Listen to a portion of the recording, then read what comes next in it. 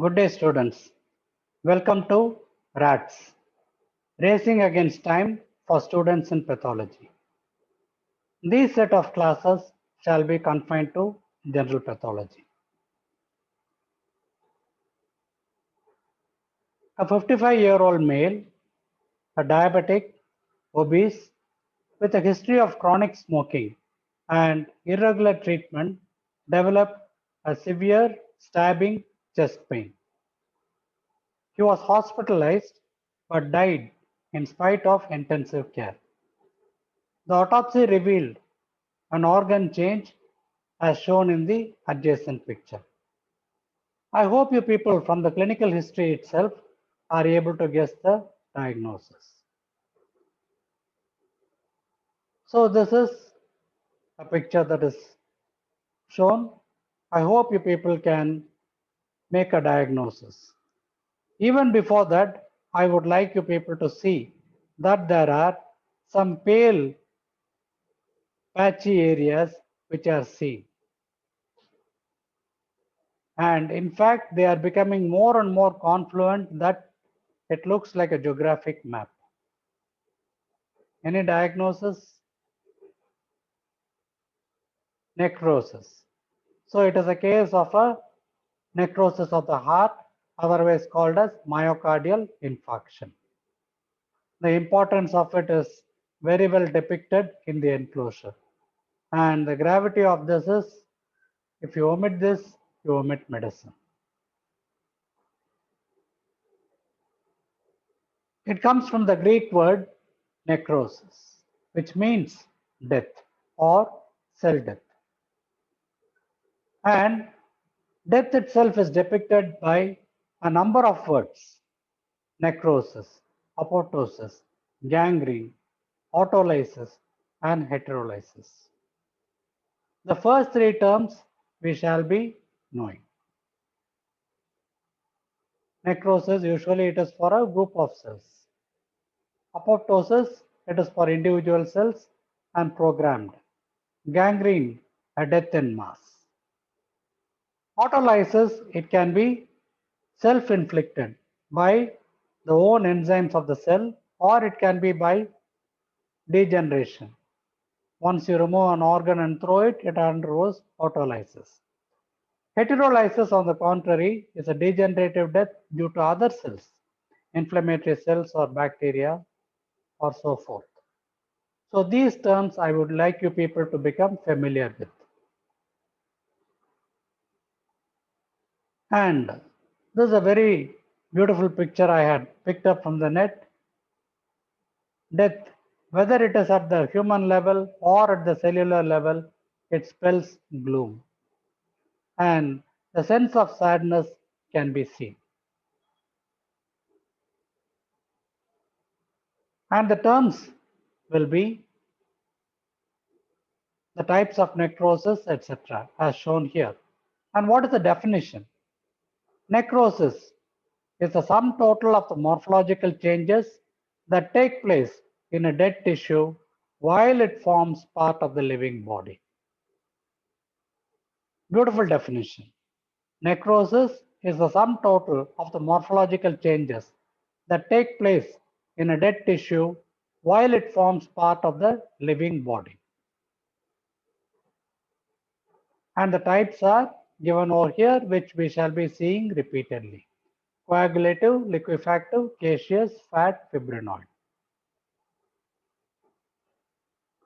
And this is the hallmark of this projection: definitions. Are definitions. I do not want students to answer them in their own words. Don't say it is cell death and so on and so forth. I want exactly the same definition. It is the sum total of the morphological changes that take place in a dead tissue while it forms part of the living body. And what are all the changes in necrosis? They depend on, one, the denaturation of the proteins. You have got a lot of proteins within the cell. And then there can be an enzymatic degeneration, either because of the lysosomal enzymes or because of the inflammatory cells or the bacteria, etc. Sometimes they can undergo secondary changes such as calcification. All these are the major changes in necrosis. Look at this one. This is described as a tombstone appearance. This is again supposed to be an analogy to the cell. The outline is very well preserved and it stands the test of time. A tombstone. And we described a cell with this kind of an appearance, a tombstone appearance. Or there can be, this is an old book, and in the old books you'll be finding fine holes. And this is a typical moth-eaten appearance, which is again seen in coagulative necrosis. Why it is so, we shall see. In the nucleus, there are some changes. One is called a dissolution of the chromatin, called as karyolysis. Lysis means dissolution. Pycnosis. The nucleus becomes condensed. The chromatin becomes condensed and small, dark. Karyorexis, on the contrary, karyo means chromatin. There is a fragmentation of the chromatin and hence it is so. So there can be a karyolysis, pycnosis, or a karyorexis. The descriptions are given over here. And this is a normal cell, a very diagrammatic one taken from a basic book in biology. The cytoplasm you see, it is not pink. This is a pink color. Whereas here, it is somewhat bluish pink. We call it as amphophilic. That is because there is a lot of RNA that is involved in it. And so it has got an amphophilic tinge. Nucleus, on the contrary, is bluish because of the chromatin. Always the nucleus will take up a blue color. The cytoplasm is supposed to be pink or eosinophilic, but here it is amphophilic. And also, classically, you find that there are a number of organelles, the Golgi apparatus, mitochondria, endoplasmic reticulum, etc., within the cell. Now, when these are being removed one by one, you find that there is a hole in the cytoplasm. And that is typically the moth-eaten appearance which you see in the cell. So, there is a moth-eaten appearance due to the loss of the organelles. What are the general features of a necrotic cell? You find that the cytoplasm becomes homogeneous, it is pale and eosinophilic because it loses all the bluish RNA. It is agranular because the organelles are not there. Again, moth-eaten because they are being removed. Moth-eaten appearance. Nuclei are gradually expelled or dissolved. So this will be the classical picture of any form of a necrosis in the beginning. And then, why should we have the different types of these necrosis? A coagulative necrosis. Coagulation is solidification. You can take the coagulation of blood itself. You find it is getting clotted. Now look at this. I hope you people are able to identify the organ. There is a darker area and then there is a lighter area. We call it a corticomedullary differentiation. But then let us concentrate on the pathology alone. I am finding a slightly irregular but more or less a wedge-shaped area which is pale in color, and this is an infarct. And in the margin I can find some darker lines. We shall see the resemblance or the improvement of it in the future. Coagulative necrosis commonly occurs in the solid parenchymal organs such as the heart, the kidney, and the liver. Why do you get coagulation? It is because of the rapid degeneration of the proteins, and also there is a rapid destruction of the lysosomal enzymes. So though the proteins are degenerated, there is nothing to dissolve them, as a result of which they are solidified. Degeneration of proteins, destruction of the enzymes. Therefore, it is too fast for lysis to occur. Hence, there is solidification or coagulation. Look at this microscopic picture. It is a normal picture of the cardiac muscle. I find bundles of cardiac muscle. I find that the nuclear outline is very clear. The cellular outline is well demarcated. I'm able to see some kind of striations, cross striations can be made out. And this is the cut surface of the same. So the cellular details are very well made out. Now what happens in a case of a necrosis? As I told you, there is a coagulation. When you boil an egg, this is what we see. You can take this to be a nucleus and this the cytoplasm. The outline is preserved. There is a coagulation of the proteins, outline of the cell is preserved. That is due to inactivation of the lysosomal enzymes. When the organelles are being removed, it leads to a moth-eaten appearance. Nucleus can show karyorrhexis or karyolysis. See what has happened over here and compare it with this. The nucleus is not conspicuous. The cross striations are not there. And the cytoplasm is homogeneous and eosinophilic. So these changes are there. I hope you people are able to compare and identify the differences. So this used to be described as a city of the dead. A tombstone appearance is a city of the dead. When you go to any graveyard or cemetery, you will be having this kind of a picture. Look at this one. Again, the kidney, the corticomedullary differentiation. I'm able to see the renal pyramids, but again, pale areas. Pale areas which are more or less triangular or wedge shaped, which is classical of a coagulative necrosis. Remember this, a wedge. And this is a histological picture. Little difficult for the students, but still we shall try to make out. On the left side, there is a line that is demarcating the necrotic area from the live area. I am able to see the outline of the tubules and multiple blue dots are seen. They are all the nuclei. So these are all the tubules with the nuclei. The glomerulus also shows a number of nuclei, which means it is live. On the contrary, when I see the tubules on the other side, it is homogeneous, eosinophilic, but still the outline is maintained. We call it as a city of the dead appearance. There is a coagulation of the proteins, loss of the nucleus. So pale, eosinophilic, acellular, and that is going to be the description. Agranular rather, not acellular. The next one is a liquefactive necrosis. Contrary to the coagulative necrosis, here it is liquefied or dissolved. It happens in the case of the brain. Whenever there is an infarct of the brain, there is a liquefactive necrosis. And secondly, it can happen in any of the abscesses. Abscess because of the bacterial enzymes or the inflammatory cells. You find that there is a dissolution, powerful enzymes are being poured into, they dissolve the material.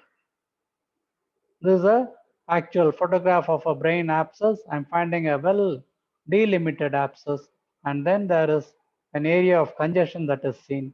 These are all the normal parenchyma that is present. So the liquefactive necrosis, one is a brain abscess, second one is an abscess elsewhere in the body. What is an abscess itself? An abscess is nothing but a localized collection of pus. It is a purulent, that means it's pus. So it is consisting of the degenerated cells, degenerated inflammatory cells, the dead bacteria, etc. That is the abscess. Externally, there can be congestion, that is stasis of blood. So this can be an abscess. As I told you, whether it is because of the own enzymes or because of the inflammatory cells, we do not know. Sorry. And in this one again, the N means an area of necrosis. How do I identify a necrosis? This is relatively eosinophilic, pink in color, and this is bluish because of the lot of inflammatory cells which are present. So you are supposed to explain this.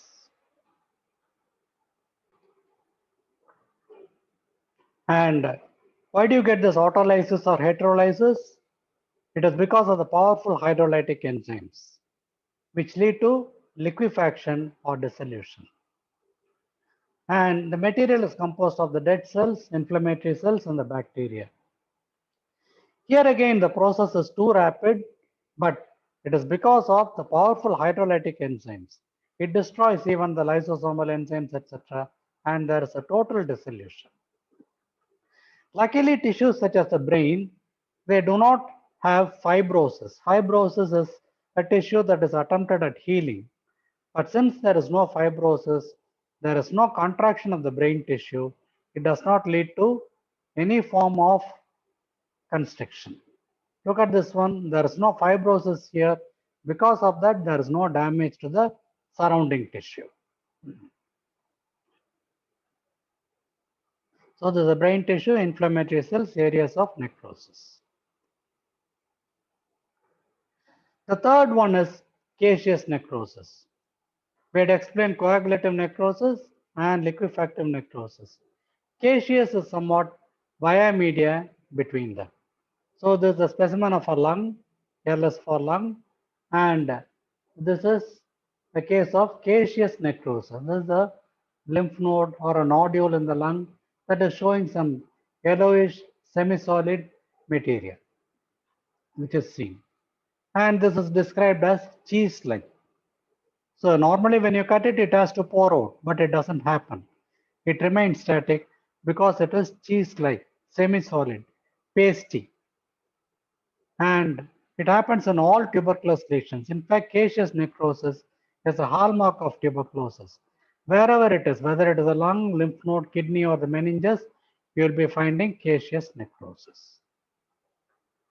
And look at this one. This is a kidney. We had seen an earlier kidney, but see the difference in this one. You find parenchyma is thinned out, but more important is there is a lot of yellowish, semi-solid, irregular material that is replacing the kidney. Patchy areas. And this is a lymph node, in which again I am finding pale areas, which are yellowish white in color. And sometimes they can all join together to form the coalescence. So you find that they are all joining together. So there's a kidney over here, there's a lymph node, and this is the area of necrosis which is shown by this diagram. Please draw these diagrams, it will be of use. Microscopically, what do you see? I would like you people to understand this, draw this, as well as explain this.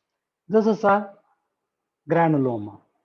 You find that there is a central pale collection of epithelioid cells. Epithelioid cells are large and pale, and they have got somewhat a slipper-shaped nucleus. This is the nucleus, and this is the cytoplasm outside. Sometimes these nuclei can all coalesce together to form a much larger cell, which is called the epithelioid giant cell, or the Langerhans type of giant cell. So epithelioid cells forming the Langerhans type of giant cell. Lymphocytes are there in the periphery, and still outside we may find the fibroblasts. This is a beautiful line diagram. I would like you people to draw this. There is a central area of necrosis, and these are the epithelioid cells. The lymphocytes are smaller dark blue cells which are found in the periphery, and as an attempt of restricting the inflammation, we have got a rim of fibroblasts. So this is a classical diagram I would like you people to draw. Langerhans giant cell, areas of necrosis, epithelioid cells, lymphocytes, and fibroblasts.